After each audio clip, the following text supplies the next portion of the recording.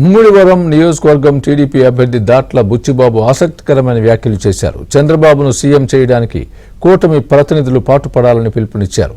Thallarevu TDP కార్యాలయం వద్ద నిర్వహించిన సమావేశంలో బుచ్చిబాబు మాట్లాడారు. ఉమ్మడి మేనిఫెస్టోపై ప్రజలకు అవగాహన పెంచాలని పిలుపునిచ్చారు.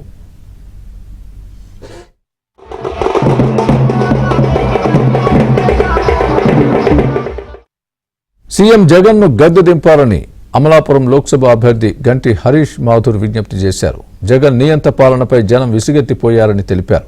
కేంద్ర రాష్ట్రాల్లో కూటమిని అధికారంలోకి తేవడానికి అందరూ కృషి చేయాలని ఆయన కోరారు. వల్లంకుకారులో ఎన్నికల ప్రచారానికి వచ్చిన హరీష్ మాథుర్కు దాట్ల బుచ్చిబాబుకు ఓటర్లు బ్రహ్మరథం పట్టారు.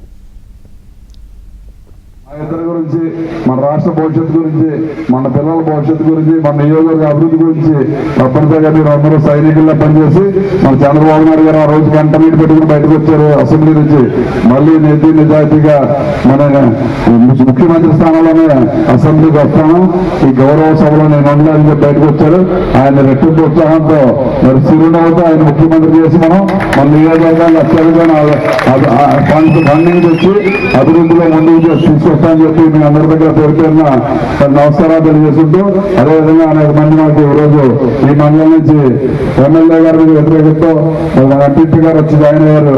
అదేవిధంగా మన పిల్లపూడి నాగేశ్వరరావు గారు, అదేవిధంగా మన ఏఎన్సీ చైర్మన్ గారు కూడా ఎంతో సహకారం చేశారు. మన ఈ ఎలక్షన్ లో మనం ముందుకు వెళ్ళడానికి మన శివనారాయణ గారు, అదేవిధంగా గాడిమూరి సర్పంచ్ గారు, గాడిమూరి ఎంపీటీసీ గారు, మేలపల్లి ఎంపీటీసీ గారు, అదేవిధంగా మన కిరణ్ గారు, బుజ్జిబాబు, వైజాగ్ సీను, మన చిన్నవలస నుంచి తర్వాత నుంచి పాదాబాద్ కృష్ణ, అదే అందరూ చాలా ఎవరైనా తప్పు పేర్లు చెప్పలేదు, తప్పుగా భావించండి.